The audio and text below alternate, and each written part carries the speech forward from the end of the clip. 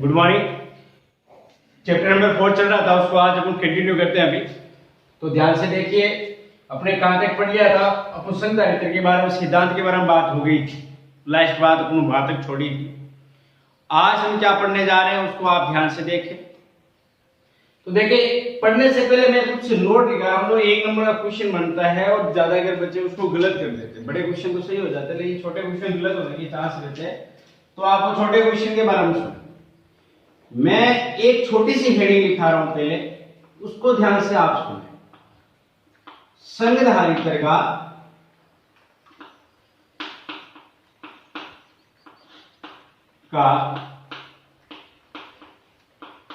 आवेशन, यानी संधारित्र को किस प्रकार से आवेशित किया जाता है। ये एक छोटी सी हेडिंग है, बस केवल 2 लाइन की है, लेकिन इसको समझना बहुत जरूरी है अपने लिए। तो आप देखिए, ध्यान से सुने कि इसका जो अपने पास आवेशित यानी इसको चार्ज कैसे दिया जाएगा संधारित्र को, उसके बारे में बात करनी है। तो देखो, संधारित्र अपन बनाते हैं। जैसे मान लीजिए अपने पास ये संधारित्र की प्रथम प्लेट और ये आपकी द्वितीय प्लेट, कोई आवेश नहीं इस पर फिलहाल। अब इसको किस प्रकार से संधारित्र बना के और उसको आवेशित करते हैं, इसकी क्या प्रक्रिया रहेगी उसको आप ध्यान से सुनेंगे। तो बोलो बेटा, चार्ज हम कहां से लाते हैं? कोई विद्युत स्रोत से लेके आते हैं। घटो मत, बात तो सुनो कि आवेश कहां से लाएंगे? हम घर से तो नहीं ला सकते। आवेश को हम किसी विद्युत स्रोत से लेके आते हैं, और विद्युत स्रोत के रूप में यहां आप यूज कर सकते हैं बैटरी। तो जैसे मान लीजिए मैंने कोई बैटरी लगाई आपकी 20 वोल्ट, ये लीजिए मैंने बैटरी। अब बैटरी का एक सिरा धन और एक सिरा, यानी एक बड़ी लाइन से ड्रॉ करोगे, एक छोटी लाइन से, ये लीजिए। तो अब इसमें अपने पास ये बैटरी लगाया हूं मैं 20 वोल्ट की, ये धन है और ये ऋण है। अब ये धन वाले जो है टर्मिनल है, वो इस संधारित्र की इस प्लेट को मान लीजिए A है, ये प्लेट आपकी B। तो ये वाली प्लेट यानी ये धन है, तो ये इस प्लेट को धन आवेशित करेगा, और ऋण वाली प्लेट यहां ऋण को, ये ऋण चार्ज देगा। कितना देगा? ऋण चार्ज।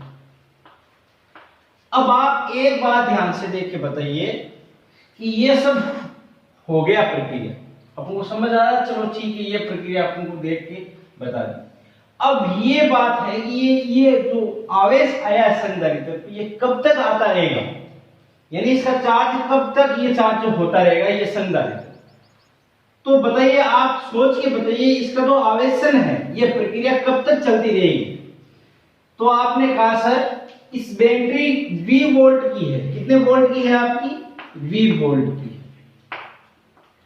अब 20 वोल्ट की बैटरी है और यहां धन है या ऋण है, तो जहां धन और ऋण है तो इनके बीच क्या होगा? विभवांतर पैदा होगा। विभवांतर बनेगा। विभवांतर किसे कहेंगे? धन और ऋण के बीच के होगा, तो ये विभवांतर पैदा होगा। अर्थात 20 वोल्ट की जो बैटरी आप पे लगाई है, ये संधारित्र को क्या करें? यहाँ पे चार्ज दे दिए, यानी इसको आवेशित कर ली। कब तक करती रहेगी? तो हम सीधा सा सिंपल सी बात कहेंगे कि सर जब तक संधारित्र की जो प्लेटों के बीच विभवांतर है वो इसके वोल्ट के क्या नहीं हो जाए? बराबर। यानी जितनी बैटरी जिस वोल्ट की है, बैटरी के बीच में जो क्या बनेगा? विभवांतर बनेगा, प्लस और माइनस। जितनी बैटरी विभवांतर है उतना का उतना इन दोनों प्लेटों के बीच का होगा, तब तक ये चार्ज जाता रहेगा। उसके बाद चार्ज का समापन हो जाएगा, अर्थात फिर ये आवेशित नहीं होगी, इसकी मात्रा, आवेश की मात्रा नियत हो जाएगी। तो हम क्या लिख देंगे इसमें? तो सिंपल सी बात है कि संधारित्र की प्लेटों के बीच एक नियत वोल्ट की बैटरी लगा के संधारित्र को आवेशित करते हैं। यह तब तक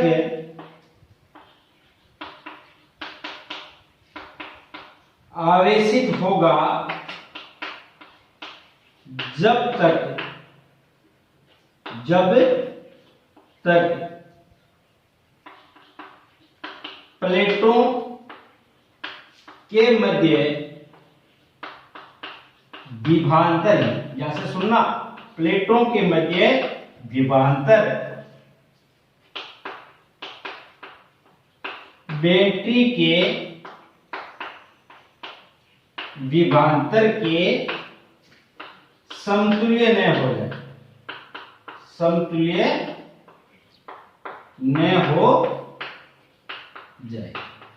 ये दोनों वोल्टेज समान हो जाएगी तब आपकी चार्ज जाना बंद हो जाएगा, और चार्ज जाना जब बंद हो जाएगा तो हम ये कह देंगे कि अब संधारित्र पूर्णतः रूप से आवेशित हो चुका है। नाम से ही पता चल रहा है आपको, इसमें ज्यादा सोचने वाली बात नहीं। अब एक नोड के रूप में देखिए, वैसे मन तो ये कर रहा है कि वो नोड आपके लिए ही छोड़े, लेकिन फिर भी देखते हैं उसका आंसर देते हैं या नहीं। मैं एक क्वेश्चन के रूप में ले रहा हूं, अब क्या ले रहा हूं उसको ध्यान से सुनना। क्या प्रत्येक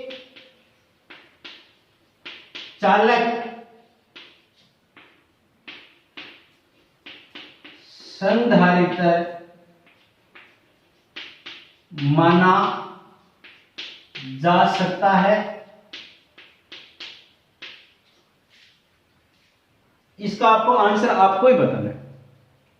यानी कोई भी चालक है, दो चालक नहीं, कोई एक चालक है, जैसे ये चालक है या ये एक प्लेट है, आवश्यक है।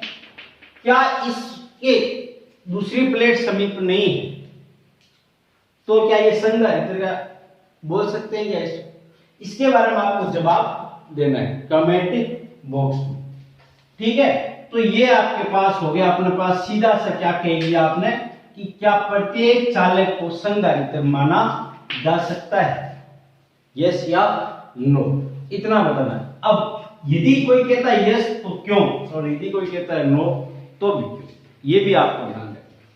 सेकंड एक छोटा सा नोट जिसका मैं साथ ही आंसर बताता हूं, उसको आप ध्यान से सुनो। मुझे बात बताइए कि एक या दो कोई चालक है, दो चालक जो पास में रखे हुए, पास में रखे हुए और विपरीत प्रगति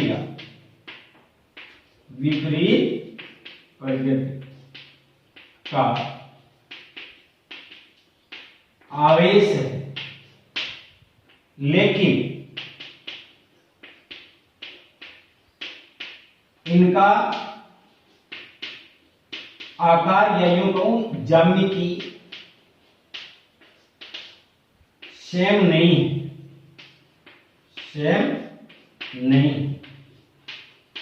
तो इन या तो इस या इनके बीच बोलता हूं, इनके बीच धारिता होगी या नहीं। अब देखो, मैं यहां से आपको सीधा बोल रहा हूं, क्या कहना चाहता हूं वो ध्यान से सुनो। कि दो चालक है अपने पास, सिंपल से दो चालक है अपने पास रखे हुए, आवेश विपरीत, यानी ये प्लस है तो दूसरा माइनस है। लेकिन यहाँ प्रॉब्लम ये है कि इनका जो आकार यानी इनकी जो ज्यामिति वो समान नहीं है। समान नहीं होने का मतलब समझ गए ना, आपको कल बताया था संधारित्र में समान होना जरूरी है, तभी तो इनके बीच धारिता मिलती थी, संधारित्र की धारिता मिलती थी। लेकिन ऐसा इसमें कह रहा है ये है नहीं, तो क्या इनके बीच धारिता होगी या नहीं? ये तो कंफर्म हो गया कि सर आकार समान नहीं है, इसका मतलब 100% ये संधारित्र तो नहीं हो सकता।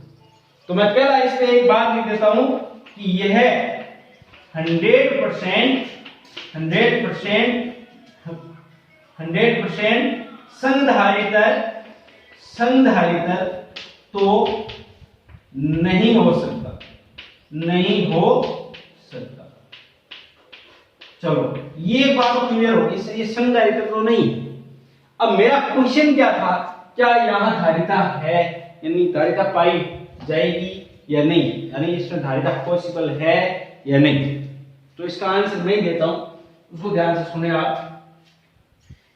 ये इतना नोट कर लिया होगा आपने, आगे देखें। तो देखो ये आवेशन वाली मैं पूरा मिटा देता हूं उसको। अब आगे देखना आप, क्वेश्चन क्या है उसको ध्यान से सुनो। क्वेश्चन अपना सिंपल सा है, एक बार और सुन लीजिए कि दो चालक है अपना, आवेशित है, विपरीत प्रक्रिया प्लस एक माइनस। जैसे सपोज दैट यू माने ये धन है और ये एक छोटी प्लेट है वो ऋण है।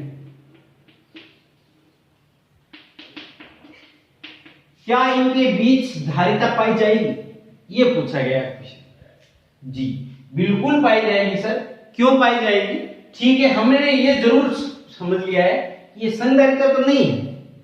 ठीक है, मान लिया सर आपने कहा, हमने कहा, सबने कहा, आपने भी कहा कि ये संधारिता तो नहीं, फिर धारिता कैसे हुई? ठीक है सर, संधारिता नहीं है तो धारिता नहीं है, मान लीजिए है ही भाई, संधारिता नहीं है तो। लेकिन आप ये सोचो कि आप यूं सोचो भाई ये संधारिता तब बनेगा जब ये समान हो, आवेश की मात्रा समान हो, क्षेत्रफल समान हो, अर्थात ये ज्यामितीय रूप से समान हो। तो अब दिक्कत क्या है? दिक्कत ये है कि सर ये एक छोटी है एक बड़ी है, तो ये संधारिता नहीं है, इसलिए हमने सीधा कह दिया कि इसकी धारिता नहीं। लेकिन सुनो, इसकी धारिता होगी कैसे? आप यूं सोचो, एक ही प्लेट है, एक ही प्लेट है, यूं सोचो। अब एक प्लेट हो या एक चालक हो तो उसकी धारिता तो होती है, अपन पीछे पड़ गया है कैसी, जैसे आपने एक गोली चालक धारिता पड़ी थी 4 pi epsilon naught into r, याद होगा आप, तो ये उसकी धारिता। तो इसका मतलब क्या हुआ? एक चालक तो उसकी धारिता है। इसी प्रकार से दूसरा रखा तो इसकी भी धारिता होगी। हाँ ठीक है, ये मानते हैं कि जो इसकी उसकी इसकी दोनों बराबर नहीं है, अलग अलग हो सकती है, लेकिन धारिता तो है ना, इसकी भी धारिता इसकी भी धारिता, इसका मतलब इसके बीच में कुछ ना कुछ धारिता तो होगी। तो धारिता ये जरूरी नहीं है कि संधारिता हो तो ही धारिता हो। ये मेरा समझाने का मतलब ये है कि आपसे कई कंफ्यूजन आ सकता है, क्या कि संधारिता का निर्माण नहीं हो रहा हो तो क्या वहां धारिता पॉसिबल है? तो आप बोलोगे यस। जहां भी चालक है, जहां चालक शब्द आया वहां सदैव धारिता पाई जाएगी। समझ गए मेरी बात? अब एक और छोटा सा नोट, ये तो वैसे नोट क्या, ये तो आप पूरा चैप्टर पढ़ोगे तो अपना आप समझ फिर आएगा कि हाँ रियल में ये नोट क्या था। तो देखो ये नोट ये है कि धारिता, यदि विद्युत धारिता, धारिता कौन सी धारिता बेटा, बार बार नहीं लिखना पड़े, विद्युत धारिता सदैव कैसी होती है? धनात्मक, धनात्मक। अब आप कहोगे सर ऐसा क्यों? और ऐसा यूं हो गया, इसलिए हो गया क्या कि अब हम जानते हैं बेटा कि कोई भी चालक हुआ तो फिर आवेश को ग्रहण ही करेगा, त्यागेगा तो नहीं ना। ग्रहण करना ही क्या कहलाता था? धारिता। और यदि आवेश ग्रहण करेगी तो कुछ ना कुछ उसकी धारिता जरूर होगी, बिल्कुल समाप्त नहीं हो सकती। ये थे आपके कुछ नोट और एक एक नंबर के क्वेश्चन बनना। इसका फिर आंसर आप दोगे कि क्या प्रत्येक चालक संधारित्र माना जा सकता है। ये आपको कल बताना है, मतलब कमेंट बॉक्स में बताना है आपको कि ये ऐसा हो सकता है या नहीं। होता है तो कैसे, होता है तो कैसे। अब संधारित्र होने के लिए क्या होना चाहिए? एक धन प्लेट होनी चाहिए, एक ऋण होनी चाहिए, यानी एक धन चालक होना चाहिए, एक ऋण चालक होना चाहिए। अब अगली हेडिंग देखना आप, अगली हेडिंग आपको ध्यान से सुनना। यहां से चैप्टर अपना 3 नंबर का जो सवाल है वो शुरू होने जा रहा है। तो देखो, समानांतर, समानांतर प्लेट या पट्टी का, पट्टी का संधारित्र की धारिता। अब ध्यान से सुनना बेटा, यहां से आपको जो चीज पढ़नी है उसको ध्यान से और ही ज्यादा ध्यान से सुनना पड़ेगा, क्योंकि क्या कहना चाह रहे हैं? समानांतर प्लेट या पट्टी का संधारित्र की धारिता। अब हम कल क्यों संधारित्र सिद्धांत पढ़ा था, समानांतर प्लेट भी पढ़ा था, लेकिन हमने अभी तक इसकी धारिता नहीं निकाली, वो निकालना जरूरी है अपन को। तो देखो, सबसे पहले मैं यहां बना रहा हूं आपका संधारित्र, ध्यान से सुनते जाना। एक प्लेट मुझे लेनी पड़ेगी धन की, जैसे ये मैंने धन ले ली प्लेट, इसे कुछ दूरी पर समान ही आकार की और समान ही क्षेत्रफल की, दूसरी प्लेट लेनी पड़ेगी ऋण आवेश की। ये मैंने ऋण आवेश की प्लेट ली, इसको जो चार्ज दिया मैंने प्लस क्यू चार्ज दिया, देखो मैंने साथ साथ ध्यान से सुनते जाइए। इसको आवेश दिया माइनस, इसका क्षेत्रफल है कैपिटल मान लो ए, तो इसका भी कैपिटल ए, प्लस आवेश तो क्यू अपॉन ए, तो इसके लिए प्रश्न तो आवेश घनत्व है सिग्मा बराबर आ जाएगा क्यू अपॉन ए, चैप्टर नंबर 2 से। और यहां आएगा वही भी सिग्मा ही आएगा, लेकिन यहाँ सिग्मा कैसा आएगा माइनस का, यहाँ सिग्मा कैसा आएगा प्लस का, क्योंकि आवेश कैसा है माइनस, तो क्यू अपॉन ए। इनके बीच की दूरी यानी प्लेटों के बीच की अल्प दूरी है, उसको मान लीजिए आप कितनी है, स्मॉल डी है। ये आपका डायग्राम बन चुका है संधारित्र, कौन सा, पट्टिका या प्लेट। तो इसकी क्या परिभाषा होगी, ऐसी व्यवस्था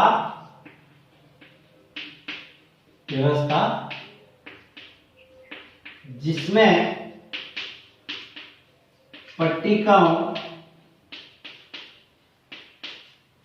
का क्षेत्रफल व आवेश का परिमाण बराबर तथा समांतर रखी हो, समानांतर प्लेट संधारित्र कहलाता है। कुछ नहीं किया मैंने, जो था वही सेम लिखा, या इसको लिख सकते हो आप, यहां जो आपने क्षेत्रफल और ये आवेश जहां ये क्षेत्रफल लिखा उसको बोल सकते हो ज्यामितीय रूप से समान, बात एक ही। तो ये दोनों आकार में समान है, क्षेत्रफल समान है, आवेश की मात्रा भी समान है, आवेश का जो परिमाण है यानी यही क्यू, तो मतलब क्यू आवेश दिया आपने, आवेश रखे और इनको दोनों के कैसा रखा, समानांतर रखा है। इस प्रकार की जो व्यवस्था है वो आपके लिए कहलाती है समानांतर प्लेट संधारित्र। ठीक है बेटा, ये आपको यहाँ है। अब यहां से अपन चलते हैं बेटा कि अपन को सबसे पहले ये काम करना है। देखो मैं यहाँ एक चीज दिखा रहा हूँ, उसको केवल आपको एक बार समझना, मैं बाद में मिटाऊंगा तुरंत। तो देखो सबसे पहले हमें निकालनी है क्या, हमारा क्वेश्चन ऊपर क्या है, धारिता। इसका मतलब हमारे पास Q अपॉन V निकालना है। सुनते जाएंगे, आप बात को ध्यान से सुनोगे तो ही समझ आने वाला, अन्यथा नहीं। यहां से पूरा इसका जो आंसर है वो यहीं टिका हुआ। तो C बराबर Q अपॉन V, अपनी हेडिंग के अकॉर्डिंग हमें धारिता निकालनी है, तो Q अपॉन V। यहां देखा तो हमें अब Q तो अपने पास है, V हमारे पास नहीं है, तो मैं यहां लिखता हूं नहीं है। तो हम क्या करेंगे, V निकालेंगे। V निकालने से अब V कैसे आएगा, D दे रखा दोनों प्लेटों के बीच, यानी इनके बीच जो V है वो कैसे आएगा। तो हम क्या कहते हैं, आपको याद हो तो आप मुझे बताइए, हम कहते थे कि E बराबर क्या, या V बराबर अपन बोलते थे कि E गुणा D। V बराबर क्या बोलते थे, E गुणा D, याद होगा आप, E गुणा D। मतलब ये क्या था, ये था k cube by r square, यानी दूरी का स्क्वायर था इंटू दूरी कर दिया, या यहाँ पे मैंने L लिखा होगा। तो V बराबर अपने एक संबंध था, विद्युत विभव और विद्युत क्षेत्र के बीच संबंध था। तो V बराबर था E डॉट R, यानी E गुणा D। ठीक है, ये आपके पास है। अब यहां से हमें फिर दिक्कत होगी, यहां से चलो V आ गया, लेकिन यहां अपने पास क्या नहीं है, E नहीं है, E नहीं है, तो E फिर से निकालना पड़ेगा। अब E का, इनके बीच का E चाहिए आपको, संधारित्र की प्लेटों के बीच का E चाहिए। तो हमारा क्या टारगेट, E निकालना। अब देखो क्वेश्चन कैसे बन गया, पहले E निकालो, फिर V निकालो, फिर C निकालो, क्वेश्चन समाप्त। समझ रहे हो मैं क्या कह रहा हूं, हमें सबसे पहले C निकालना है, तो Q अपॉन V, V नहीं है तो V बराबर हम जानते हैं E डॉट या E और इंटू D, D अपने पास है, E नहीं है तो E फिर से निकालना, E निकालना। अब देखो आप सब भूल जाओ, चैप्टर नंबर 2 में चलते हैं अपन। एक आपको बताया था गाउस की दो एप्लीकेशन पढ़ी थी, तो एक प्लेट के कारण विद्युत क्षेत्र कितना होता है, तो आपने कहा था सर विद्युत क्षेत्र होता है हमारे पास जो ये चालक प्लेट है, तो इसके कारण जो अपने पास E था वो हमने लिखा था सिग्मा अपॉन 2 एप्सिलॉन नॉट, और यदि अपना अचालक था तो अपने पास लिखा था E बराबर सिग्मा अपॉन एप्सिलॉन। याद होगा, नहीं है तो आप कर लीजिए। तो देखो ये आपने पहले से जानना है। अब यहाँ अब ये दिमाग में रखना, पहले E फिर V फिर C, यहाँ क्रम याद रखना, ये पूरा चैप्टर में काम आने वाला है। पहले E फिर V फिर C। अब मैं इसको मिटा रहा हूं। अब यहाँ आओ, अब इस डायग्राम में आ जाओ। अब आपकी दिक्कत है सर हमें तो सबसे पहले निकालना E और E, हम निकाले कैसे? तो एक चालक प्लेट होती तो हम सीधा ही बोल देते। अब यहाँ कितनी है? 2 है। तो हम सब जानते हैं एक चालक प्लेट के कारण विद्युत क्षेत्र हम जानते हैं सिग्मा अपॉन 2 एप्सिलॉन नॉट। अब आओ यहाँ, मुझे यहाँ निकालना है कहीं बीच में, कहीं भी मान लो कोई दिक्कत नहीं है। यहाँ मान लो, यहाँ मान लो, यहाँ मान लो, यहाँ मान लो, बीच में तो मानना पड़ेगा, कहीं मान लो। तो बोलो ये धन आवेश है, धन आवेश से विद्युत क्षेत्र किधर? उधर की तरफ। मान लीजिए इस धन प्लेट के कारण E पॉजिटिव इधर है, पॉजिटिव का मतलब समझिए ना, धन प्लेट के कारण। अब ऋण प्लेट के कारण किधर होगा? तो बोलो ऋण प्लेट के कारण किधर होता है? प्लेट की ओर होता है, याद होगा। ऋण प्लेट की आपको सोचो ना, ये ऋण आवेश था अंदर की तरफ, धन आवेश बाहर की तरफ, विद्युत बल रेखा है, याद आई। और ऋण के कारण अंदर की तरफ, तो इसका मतलब ये ऋण है तो ये अंदर की तरफ खींचेगी। इसका मतलब E2 या E नेगेटिव, वो भी इधर की तरफ, E नेगेटिव। E नेगेटिव मतलब ऋण प्लेट का, E पॉजिटिव मतलब धन प्लेट का, वो भी इधर होगा। चलिए यहां तक आपको बात समझ आई। अब हम कहते हैं यहां पे मान लीजिए आपकी E नेट या E है टोटल, तो इसका मान क्या आएगा? तो हम बोलेंगे प्लेटों के बीच, प्लेटों के बीच विद्युत क्षेत्र की तीव्रता, तो हम बोलेंगे E बराबर E प्लस और प्लस E माइनस। ये वाला प्लस मतलब जोड़ है, ये मतलब क्यों चिन्ह बताता है कि ये प्लेट ये पॉजिटिव और नेगेटिव प्लेट। इसको आप यूं नहीं कंफ्यूज होना चाहते हो तो इसको लिख लो E1 और इसको लिख दिया E2। तो यहां पे क्या आ जाएगा?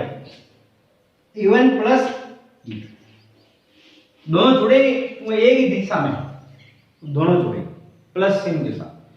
अब देखो, अब हमें चाहिए E1, तो हम बोलूंगा कि धन प्लेट के कारण, धन प्लेट के कारण विद्युत क्षेत्र, धन प्लेट मतलब E1 के कारण, अरे हो गया नहीं, इसके कारण E1। और हम जानते हैं, आप बाकी सब भूल जाओ, केवल ये सोचो कि एक ही प्लेट, अब एक ही प्लेट इसके कारण और इसके कारण कितना होता है विद्युत क्षेत्र? तो हम जानते हैं सर चालक प्लेट है, इसके कारण हम जानते हैं sir sigma upon 2 epsilon not होता है, समीकरण नंबर 1। उसी प्रकार से इसको 2 ले देता हूं, इसको 1 ले। इसी प्रकार ऋण प्लेट के कारण ही विद्युत क्षेत्र, और ये हो गया हमारा E2। E2 कितना होगा? सिग्मा अपॉन 2 एप्सिलॉन नॉट, वो भी कैसी है? अरे वो ये भी तो कैसी है, ये भी तो अपने पास चालक ही है। समीकरण 1 और 2 से इनके मान रख देते हैं, तो इक्वेशन 1 में, इक्वेशन 2 एंड 3 से वैल्यू यानी मान रखने पर, मान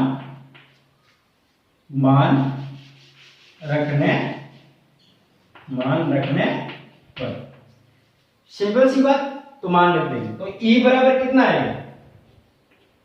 E बराबर, तो हम बोलेंगे sir sigma upon 2 epsilon not plus sigma upon 2 epsilon not. तो हम इसको सोल्व करेंगे तो E बराबर आएगा, नीचे अपना एलसीएम आ गया 2 एप्सिलॉन नॉट, और इसको अपन सोल्व करेंगे तो आएगा सिग्मा प्लस सिग्मा यानी 2 सिग्मा। तो अपने पास कितना आ गया? E बराबर आ चुका बेटा 2 सिग्मा अपॉन 2 एप्सिलॉन नॉट 2 से 2 कट गया तो E बराबर आ गया सिग्मा अपॉन एप्सिलॉन नॉट। अब देखो ज्यादा अगर होता क्या है ये सीधा लिखा जाता है, कंप्यूटेशन हो या बोर्ड में भी की टाइम है तो आप ऐसा लिख सकते हो, वरना वैसे तो देखा जाए तो आपको सही स्टेप में तो इतना लिखना ही पड़ता है। बड़ा क्वेश्चन 3 नंबर का तो आपको इतना लिखना है, इतना क्या मतलब 3 स्टेप में ही है, ये मैं समझा इसलिए मैंने इतना बड़ा लिखा। E बराबर सिग्मा अपॉन एप्सिलॉन नॉट लिख दिया। अब आप आते हैं दूसरी स्टेप पर, अपना E आ चुका है, याद करो E के बाद क्या निकालना, V के बाद में C, तो हम सबसे पहले ये निकाला। अब हम एक जानते हैं बेटा, चूंकि सिग्मा बराबर होता है Q अपॉन A, ये यहां पुट कर देंगे तो E बराबर अपने पास आ गया Q अपॉन A और फिर आता एप्सिलॉन नॉट। ये अपने पास E आ चुका है। अब E आया है तो हम बोलेंगे, मैं केवल आपके लिए लिख रहा हूं, तो हम जानते हैं कि V बराबर होता है E इंटू D या R, तो इसकी भी दूरी कितनी है D, तो हम बोलेंगे V बराबर E का मान रखे बेटा, E का मान Q अपॉन A और फिर एप्सिलॉन नॉट इंटू D। ये आपका कौन आ चुका है V। इसको मान लीजिए समीकरण नंबर आपका 4, इसको मान लीजिए समीकरण नंबर 5। अब हम क्या कहेंगे, धारिता की बेहतर डाला अपना, धारिता की परिभाषा से तो हो जाती C बराबर Q अपॉन V का मान इक्वेशन नंबर 5 से मान रख देंगे तो C बराबर, अब कुछ नहीं कर रहा मैं समझाना केवल इतना ही था, बाकी आगे जो टाइम पास है। तो बोलो C बराबर क्या हो गया, तो हम बोलेंगे सर Q पड़ा है, V का मान रख देते हैं, तो V का मान अपने पास है Q B by A epsilon not. हम क्या करेंगे, Q से Q कैंसिल आउट, ये A एप्सिलॉन नॉट ऊपर चला जाएगा तो C बराबर आ गया A फिर एप्सिलॉन नॉट और अपॉन D। तो ये आपके पास आ चुका है C का फॉर्मूला, C बराबर A epsilon not upon D। ये अपना फाइनली जो आंसर है वो संधारित्र की धारिता के। अब बेटा एक बार और सुन लीजिए, यदि इसके बीच कोई और माध्यम भर दिया जाए तो धारिता कितनी होगी, तो हम सीधा से कहेंगे सर और यदि भरोगे तो ये आप बताओ ये कौन एप्सिलॉन नॉट, तो इसके एप्सिलॉन नॉट फिर आपसे क्या हो जाएगा गुणा, यानी बाकी नेक्स्ट क्लास में करते हैं आपको। यहाँ पे देखिए आप C बराबर A फिर एप्सिलॉन नॉट फिर एप्सिलॉन R बाई D। ये आप किस माध्यम की बात है, कोई अन्य माध्यम, तो यहाँ पे कौन आ जाएगा एप्सिलॉन R आ जाएगा। इसका मतलब बढ़ जाएगी धारिता, वो अपन बात करेंगे अन्य माध्यम यानी CM के बारे में बात करेंगे, ठीक है। ये आपके हो गए पूरे का, यदि आपको इसमें समझना है क्या है वो ध्यान से सुने आप एक बार और। ये आपको डायग्राम बनाया, जो डायग्राम था वही आप वहीं पर लेंगे, तो लिखा सिग्मा हम जानते हैं, A हम जानते हैं, तो हम जानते हैं E निकालना। मोस्टली यहाँ पे काम क्या E, जब ट्रेंड है बाहर की तरफ, ग्रीन है तो अंदर की तरफ, अंदर मतलब ग्रीन की तरफ, दोनों सेम दिशा में ऐड हो गए, इनके दोनों यानी चालक प्रेरित ये होता है।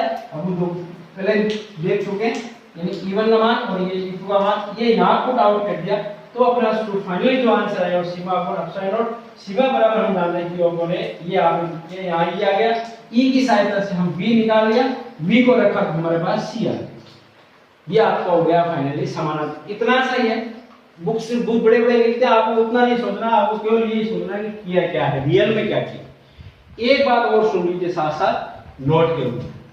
अब वो नोट क्या है वो आप ध्यान से सुनो, संधारित्र की धारिता की निर्भरता। आपको ये तो समझ आ गया ना बेटा, A epsilon not by D।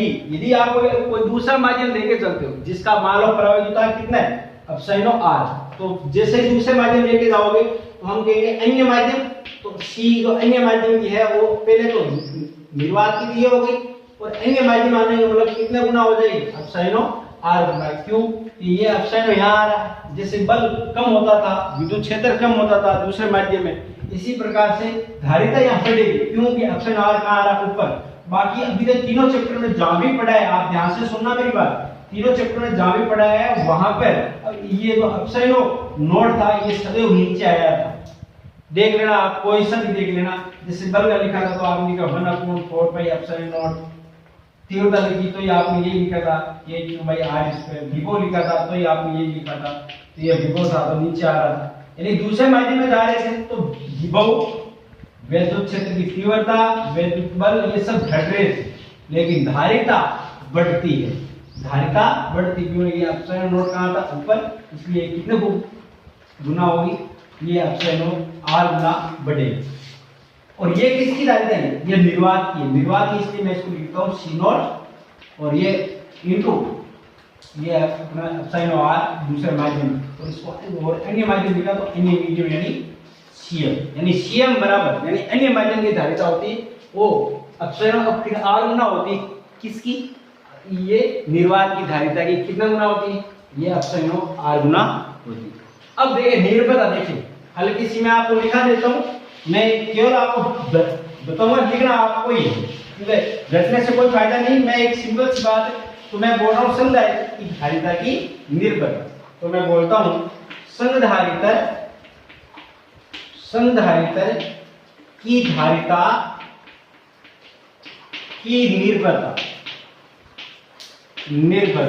अब ध्यान से सुनना, निर्भरता क्या होती है बेटा? ये किस बात पे डिपेंड करती है वो चीजें बतानी आप, बस इतनी सी बातें बतानी और कुछ नहीं। तो आप खुद सोचो बेटा, हमने फॉर्मूले पढ़े बस उसी से तो बताएंगे, तो आप ध्यान से सुनो।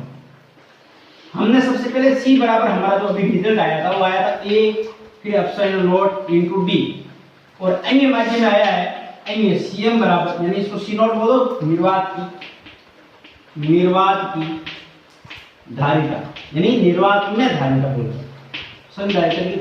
और ये अपना कोई अन्य माध्यम है तो इसके लिए A अपसाइन नोट अपसाइन r/d। अब देखो निर्भरता देखो, यानी ये धारिता किन किन बात पे निर्भर कर रही है, तो देखो आप ध्यान से, ये तो C6 सदैव क्या होती है? कांस्टेंट, निर्वात की विद्युतशीलता ये तो कांस्टेंट रहती है, तो इसका मतलब C0 है वो किन बात पे निर्भर कर रहा है? एक तो ये क्षेत्रफल पे निर्भर कर रहा है, यानी इसके समानुपात, यानी जो आप संधारित्र जो ले रहे, चालक ले रहे, वो आप फिर आकार में जितने बड़े होंगे उसकी धारिता उतनी ज्यादा होगी। क्यों होगी बेटा? क्यों? आकार में जब बड़े होंगे तो आप खुद सोचो आवेश को धारण क्या करेंगे? ज्यादा से ज्यादा, इसलिए इसकी धारिता ज्यादा हो जाती है। दूसरा 1/d, d मतलब हो गया उन दोनों प्लेटों या दोनों चालकों के बीच की दूरी, तो जितनी ज्यादा दूर होंगे तो उसके विभव के मान में उतनी कमी कम कर पाएंगे, इसलिए कहने का मतलब है कि दूरी बढ़ेगी तो धारिता कम हो। तीसरी बात ये लो, तीसरा तो आपको पहले से ही पता है, ये फर्स्ट हो गया, ये सेकंड और ये तीसरा कौन सा हो गया अपने पास? को दूसरा माध्यम। यहाँ क्या क्या हो सकता है? मोम हो सकता है, कांच हो सकता है, यानी जो कुचालक पदार्थ या यूं कहो कि परावैद्युत पदार्थ ये रख दिया जाए तो धारिता बढ़ जाती है। क्यों बढ़ जाती है? क्योंकि हमें पता है कि ये अपसाइन r गुना होती है, तो इसका मतलब तीसरा माध्यम यानी Cm और समानुपाती होता है अपसाइन r। इसका मतलब दूसरा जो भी माध्यम आप रखोगे तो उसके लिए धारिता बढ़ जाएगी, जो कुचालक पदार्थ रखोगे तो उसकी धारिता बढ़ जाएगी। ये था आपका इस आज का टॉपिक। इसमें आपको इतना याद रखना कि समानांतर प्लेट संधारित्र की धारिता, और उसके बाद अपने पास देखें इसकी निर्भरता के लिए मैं तो कह रहा हूँ याद मत रखो। क्यों नहीं रखो? क्योंकि आपको केवल ये फॉर्मूला पता है। अब ये जो अपसाइन आ रहा है इसका मतलब जो परावैद्युता रखोगे तो उसके लिए क्या गुना हो जाएगा? अपसाइन r गुना या k गुना, जो भी बोल सकते हो आप, यानी धारिता जब क्षेत्रफल बढ़ाते तो बढ़ती है, दूरी बढ़ाते हैं तो घटती है, और यदि परावैद्युता बढ़ाते हैं तो बढ़ती है। ये आपके थे प्रॉपर 3 निर्भरता, उसके बारे में आपने ध्यान सुना। बाकी पढ़ेंगे नेक्स्ट क्लास में, तब तक के लिए बाय बाय। मस्त रहिए और स्वस्थ रहिए, और वीडियो को लाइक और शेयर और ठोकते रहिए। ओके, मिलते हैं बाकी अगली क्लास में।